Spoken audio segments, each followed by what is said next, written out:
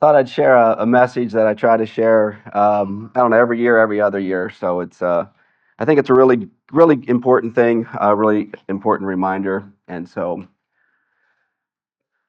what produces good church life? And it's amazing how easy it is to forget what produces good church life.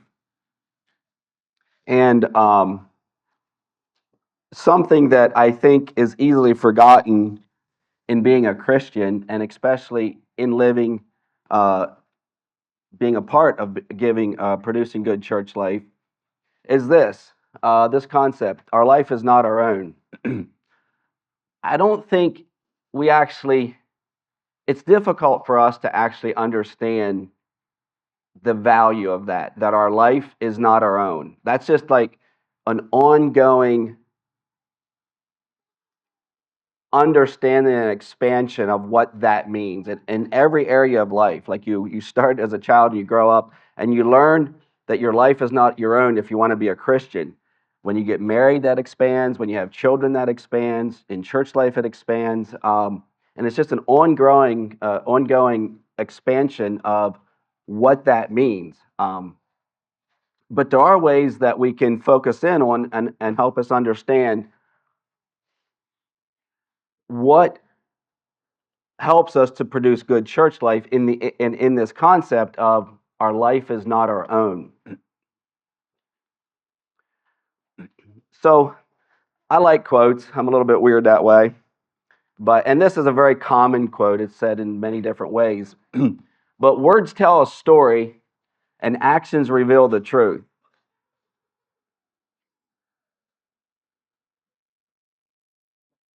Now, when I think of words that tell a story, my question is, what are the words, what are the story that you're telling?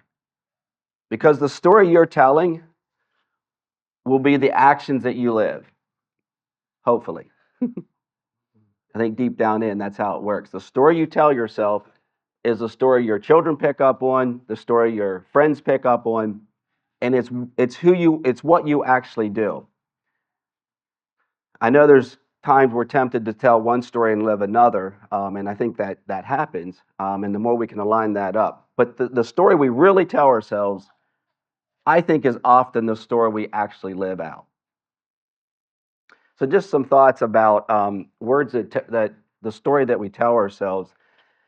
Something that I like to think about is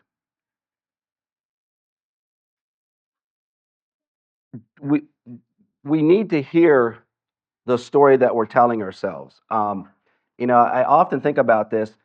People don't change unless they either hear themselves or see themselves. It's almost impossible to change. If someone comes to me and says, "You're doing this and this, you should change."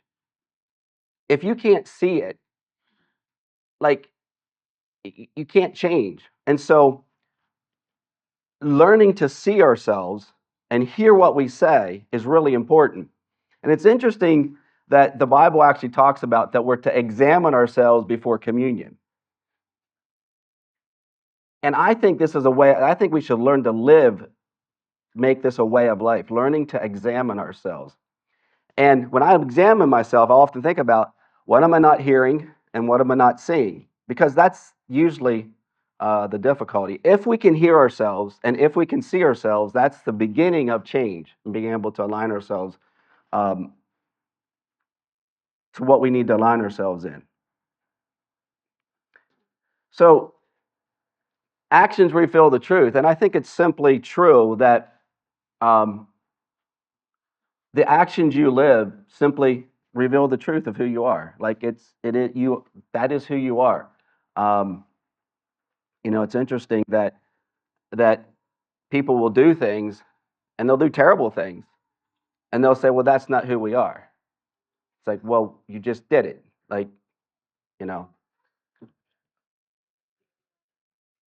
So in our day and age, we have this trouble that our actions fall way below our words, and we can speak good words and we can tell a good story, but our actions fall below it. What I find interesting is when you read the story, the Martyr's Mirror, you read the early Christians, their reputation, that what their actions went before them.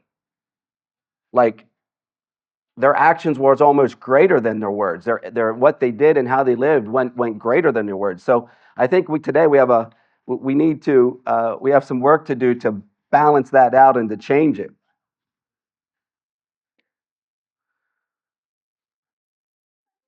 And I think doing that is learning how to hear ourselves and to see ourselves. In John 1:3-18, it says, "Little children, let us not love in word or in talk, but in deed and in truth." Okay? It's not saying that our words aren't right, but it's saying we need to have both. That is who we are. Words tell a story, and here at CCF, this is kind of our vision. We embody the church's return to the historic Christian faith as a witness to the world. That's the story that we tell ourselves, or one of the stories. That's who we want to become. So that's our vision. That's words, okay? This morning, what I want to talk about is another aspect of words and actions, and it's our core virtues. And there's lots of virtues that the scriptures talk about, but I think it's important that each person has a core set of virtues that you live by. And I was thinking, since we started our church, what has been the five most concentrated or effort put into our church? Like, what has made our church? What are those core virtues? We can add to or take away.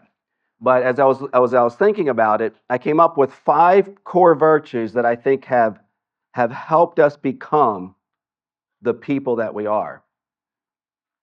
It's not limited to that. It's a start, okay? Does a church need core virtues to be sustainable? The question I have. If so, what would you suppose those core virtues need to be? What are the five core virtues that you would pick as to make a church sustainable, long term? Is there a difference between a startup church and a church that wants to stay a long time? Is there a difference as to how you would start the virtues?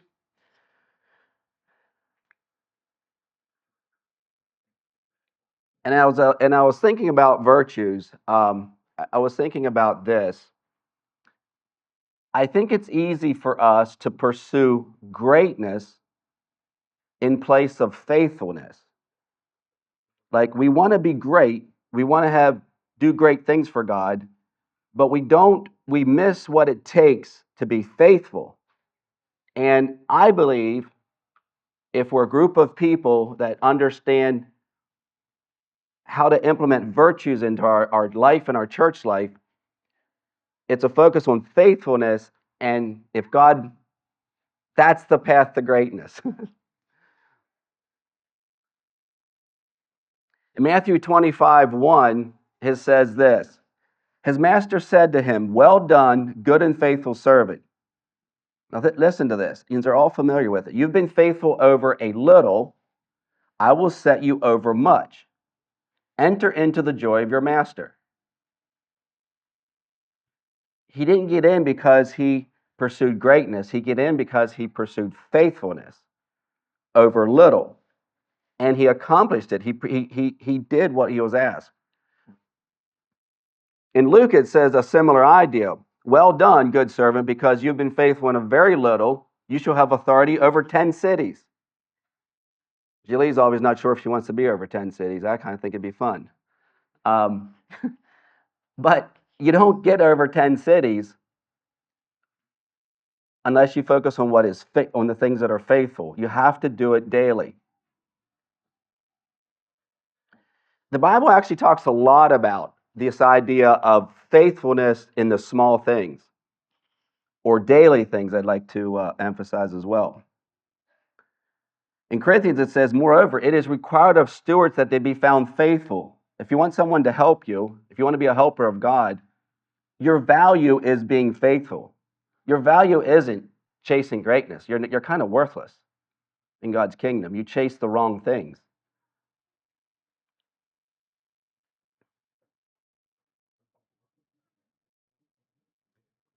I think being faithful is how we respond each day. It's how we feel towards one another. How we live and respond each day impacts everyone. I think it's easy for us to miscalculate how you live each day and how that impacts your whole church community.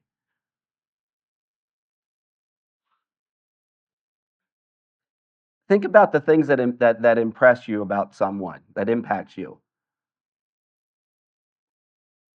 Like I remember Justin's mother, Virginia. She's been. I've known her since I was 18, and I wasn't in their house that much. I don't know. I remember maybe 3 or 4 times in my life I was in their house. But Marvin and Virginia represented faithfulness. Okay, they were always there. Okay, they were a part of my church spiritual structure. They were kind of. I never went to Virginia and got any advice from her that I can think of, but she impacted me by her faithfulness. And that's what we do with one another. And some are more than that, but like it's powerful. God is looking for those kind of people.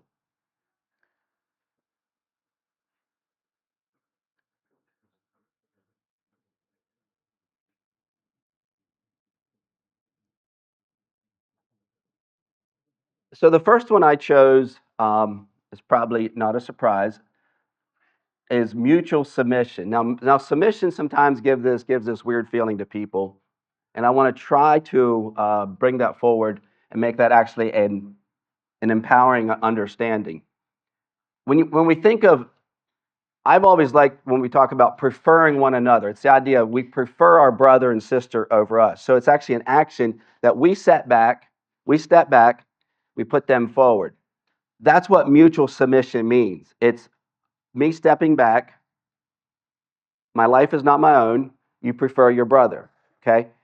That concept impacts majorly around us.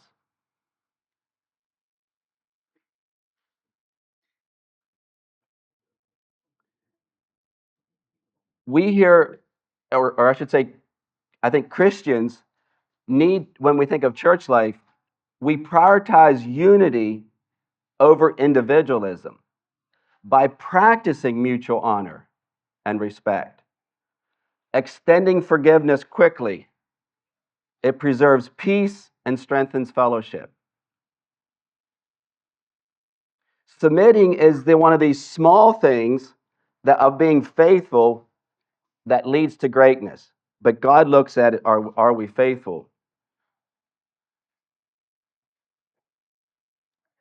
I think so many people and so many Christians walk away from this. It's too hard. It's too hard to under this idea that our life is not our own. It's too much to ask. People are annoying, like really annoying, and they haven't even done anything bad yet. They're just annoying. It's not worth it. Like today, we're so hypersensitized that we'll walk from an annoying person.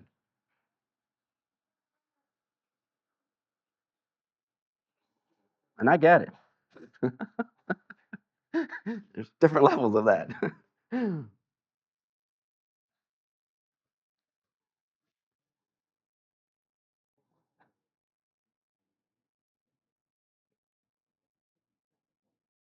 So being a Christian is recognizing our life is not our own. It's a very important thing to lay down.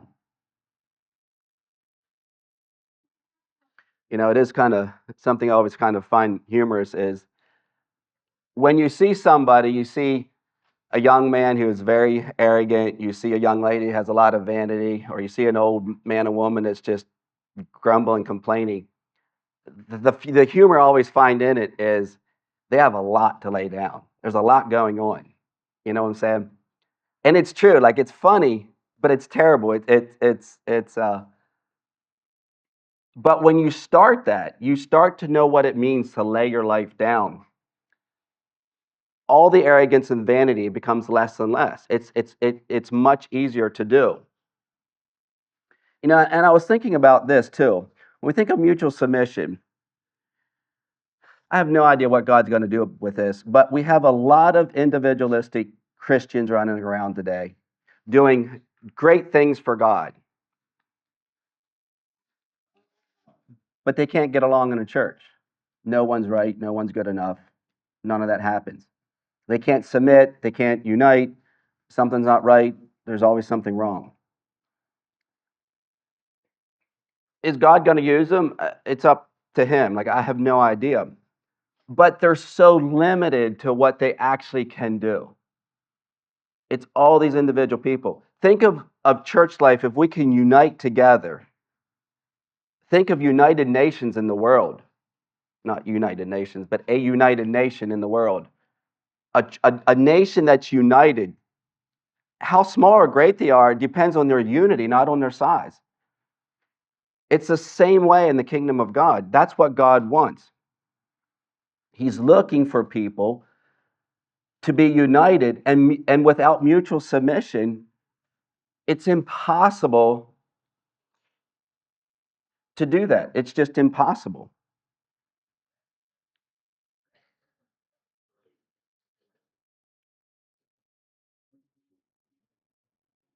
I already read this, but it's the idea of preferring one another. We prioritize unity over individualism by practicing mutual honor and extending forgiveness quickly to preserve peace and strengthen fellowship.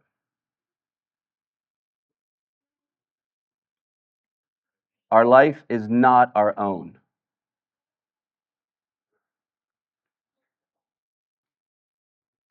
The next one I have is forgive, to forgive quickly.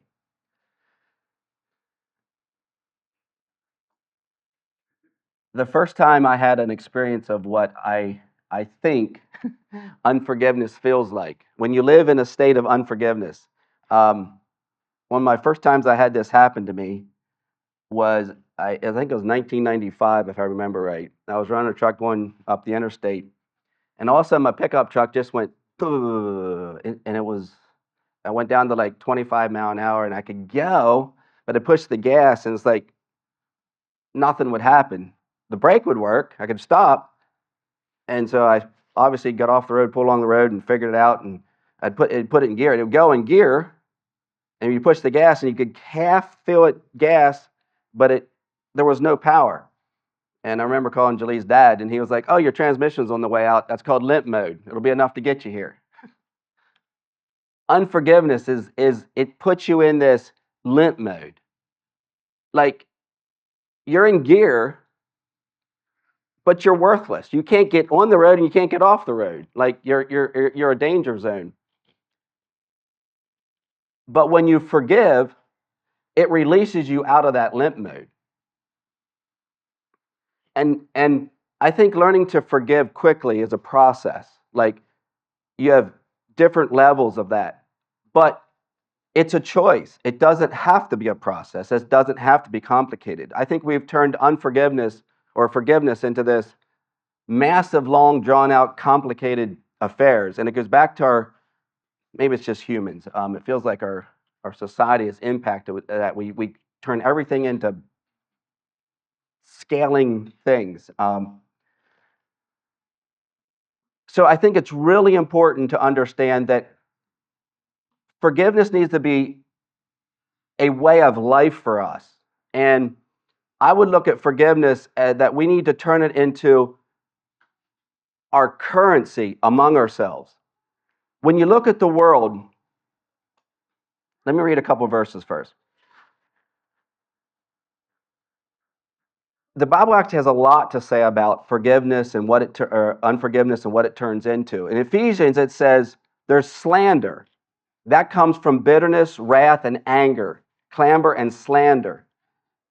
Be put away from among you with all malice. Like, that's nasty stuff. Jealousy. But if you have bitter jealousy and selfish ambition in your hearts, don't boast and be false to the truth. Curses. Romans talks about curses. The mouth is full of curses and bitterness. That's nasty. Marriage relationships in Colossians, it talks about husbands were to love our wives and not be bitter against them. I always have tried to figure out why that verse is in there. Like, what makes husbands be tempted to be bitter against their wives? Like, what's in us that triggers that? Wait for that answer later. Spiritual bondage. In Acts, it talks about, for I see that you are in the gall of bitterness and in the bond of iniquity. Unforgiveness leads to deep, deep things that is difficult. In Proverbs, it talks about each heart knows its bitterness and no one else can share its joy. It's deep and personal. It's hidden. I don't know if any bitterness is hidden. And this even gets worse. In Hebrews, it starts to expand this thing. Looking diligently, lest any man fail of the grace of God, lest any root of bitterness spring up, trouble you, and thereby many be defiled. This thing starts to spread like a cancer. It all started with you, just being unforgiving. And then now it heads into, it creates roots. Unresolved anger, unresolved unforgiveness, unresolved resentment leads to roots of bitterness. And it not only defiles you, it starts to defile others. And I think it's because how it defiles others is you start to puke on everybody. You just puke and puke and puke. And it's hard to stay away from that or not be affected by it. I don't know if there's another reason. Is there anyone I could think of? It goes to show the power of your impact on the people around you. You impact your children, your family, your church family. It starts to impact when this root of bitterness starts to spread.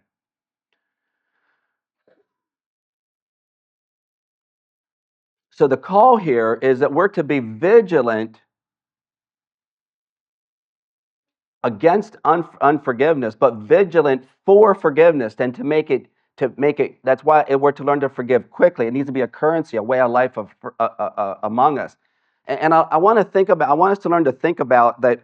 So think about the world.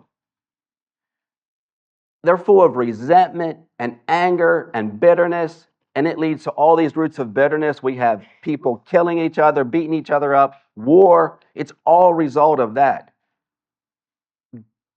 God comes along and says, forgiveness needs to be a currency among us, and that removes that. I actually don't think forgiveness is limited to Christians. I think anyone can forgive. We have a free will. It's not limited to Christians. I've seen people that I don't think would call themselves Christian forgive. I think being a Christian makes it easier. I think when you pray and you ask God, I think it can help you through the difficult things. But anyone can forgive. It's free. Yeah, that's what I'm saying.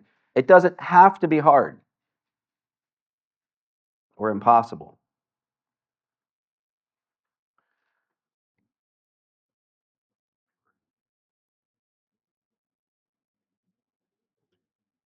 Forgiveness needs to be the currency for peace and unity among us. It's a beautiful thing.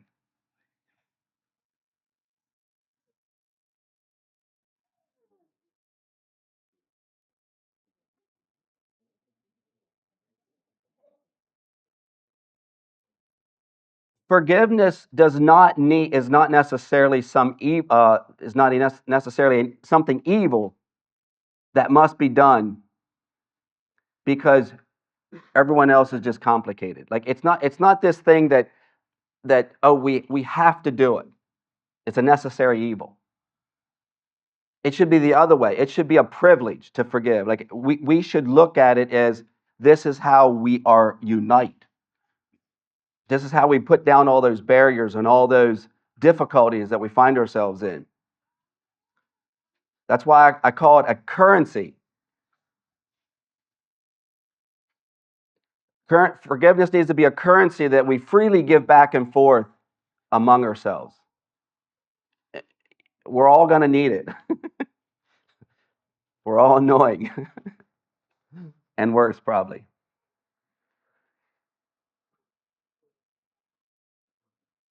And the beautiful thing about forgiveness is it opens up your heart to be able to receive. And the other thing about the beautiful thing about forgiveness is when you learn to live that way, people that are annoying are less annoying. It's really nice. It's a good experience. The third one is to be merciful. And the reason I think this is so vital is it's a little bit hard for me to pick which word would be the best. But being merciful, I want to expand that to this. The measure we give is the measure we will receive. And I think that's important. Mercifulness, being merciful, is that concept. And I think it happens in all areas of life. And I'll read a couple verses here to show you. It says, therefore, be merciful, just as your Father also is merciful. So he's telling you that's the standard. Then it says, judge not, and you shall not be judged. That's pretty amazing. Condemn not, and you shall not be condemned. That's extending mercy. Forgive, and you will be forgiven. So there it flips on it. If we live in unforgiveness, we won't be forgiven. That's pretty terrifying. But mercy allows us to understand that. Give, and it will be given to you. Good measure, pressed down, shaken together, and running over, will be put into your bosom. Isn't that amazing? If you give, it's giving away. It'll be given to you. And that's not, I don't think that means dollars. I mean, it might, but don't think that's the point there. And then the last one is, for with the same measure that you use, it will be measured back to you. And that's why I think mercifulness is so important, that we learn to live in this understanding to be merciful. How we measure it out to people is how to be measured back to us. And that should make us hesitate and really understand this thing for church life, and to have one of our core virtues is to be merciful, because of understanding how you measure it out, it'll be measured back to you. I don't think we've recognized that enough. I don't think I do. You can be hard on yourselves. Be careful how you judge others. Judge yourself hard all day long. In fact, the Bible asks you to examine yourself before communion. It's very important. The fourth one is patience.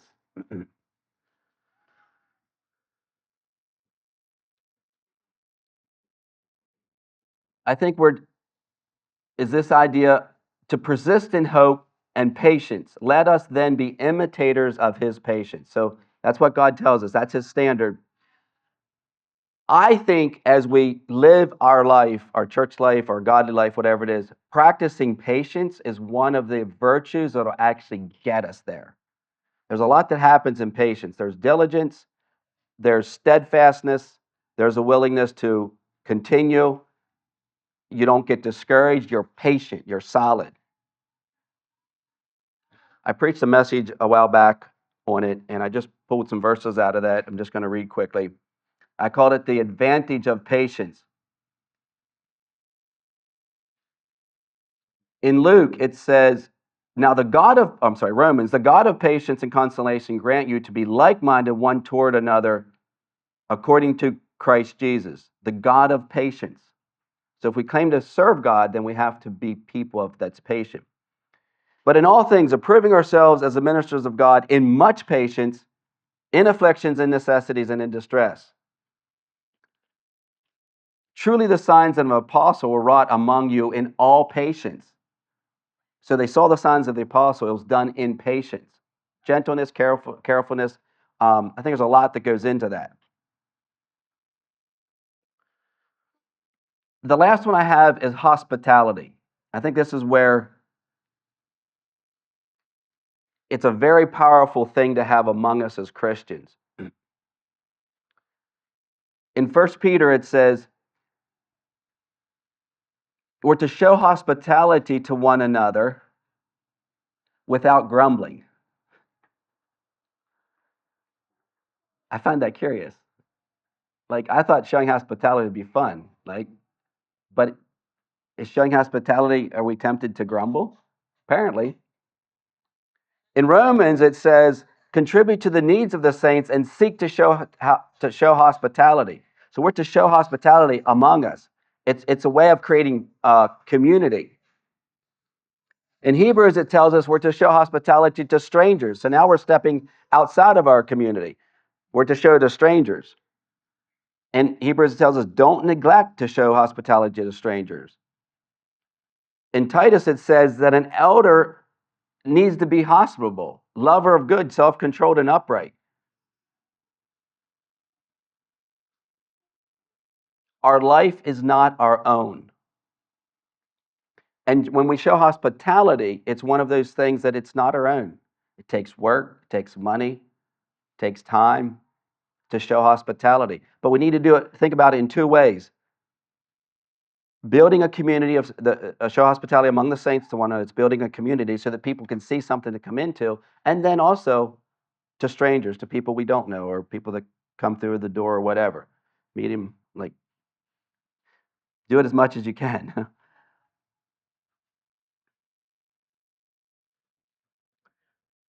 The two things that I think that we can learn about hospitality is the scriptures teach us to practice hospitality regularly.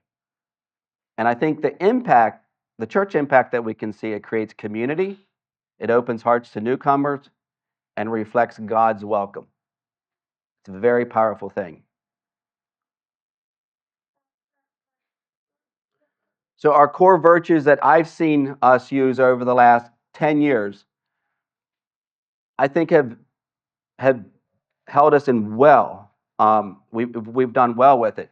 But it's something that'll never go away. If we need to add to this, it's perfectly fine. But I don't like to give 30 virtues. It's hard to remember. If we remember the things that are important, that kind of come around to us over and over. Submission, forgiveness, merciful, patience, hospitality. It happens like every week among us. It's a money. Now the beautiful thing about this, if we learn to live out these core virtues, I think this is the result. Trust is not necessarily, in my mind, a virtue, it's a result. But if we live right, we become a trustworthy people and a trustworthy person.